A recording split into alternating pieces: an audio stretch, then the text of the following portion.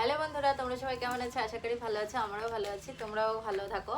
যাই হোক, এই দেখো তোমাদের সঙ্গে একটা টিপস শেয়ার করবো, মানে টিপস বলতে পারো। কি শেয়ার করব, যেহেতু অনেকেই জানো আবার অনেকেই জানো না। যেহেতু যে কোনো ফল ধরো আমরা বাইরের থেকে নিয়ে আসি, ফলগুলো তো পরিষ্কার করে খেলে বেশি ভালো হয়, কিন্তু সামান্য জল দিয়ে পরিষ্কার করলে তো সব কিছু পরিষ্কার সবসময় হয়ও না। যেহেতু এইভাবে যদি তোমরা পরিষ্কার করে বাচ্চাদের ফল খাও বা আমরা খাই, তাহলে অনেকটাই উপকার হয়। মানে আমি যেটুকু নিজে করে খাওয়াই আমার বাচ্চাদের, তাই ভাবলাম যে আমরা তাহলে শেয়ার করতেই পারি। যেহেতু ভিডিও করা মানে আমাদের সব কিছু শেয়ার করা, তাহলে এটা শেয়ার করলে অনেকের হয়তো কাজে লাগবে। সবাই জানে না, আবার অনেকেই জানে। যাই হোক, আমি যেটা করব আজকে হচ্ছে স্ট্রবেরিটাই দেখাই। সব ফ্রুটই এরকম করে তোমরা ধুয়ে খাইয়ে মানে খাওয়াতে পারবে বাচ্চাদের, তাহলে তো খুব ভালো হবে আর কি। মানে পরিষ্কারটা হবে, যেহেতু এই ফলটা কোথা থেকে এসছে আমরা জানি না, কিন্তু বাচ্চারা তো খাবেই না।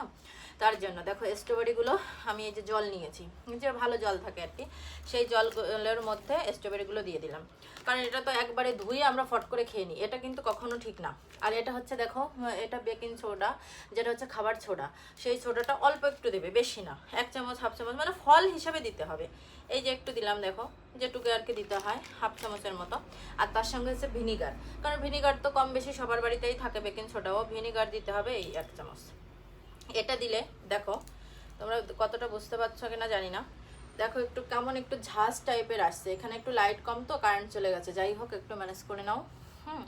পুরো এই যে একটুখানি এইটা দিয়ে আমি এখন এই যে একটু হালকা গুলিয়ে এই জলটার মধ্যে 5 মিনিট 10 মিনিট আমি ভিজিয়ে রাখবো। এটা ভিজিয়ে রাখলে তারপরে আমি ভালো জল দিয়ে 2-1 বার ধুয়ে বাচ্চাদের খেতে দেবো। এইভাবে যদি তোমরা খাও দেখবে খুব ভালো আর কি। এইগুলো যারাই খাবে, এখানে লাইটটা এতটাই কমে গেছে, একটু ম্যানেজ করে নিও তোমরা।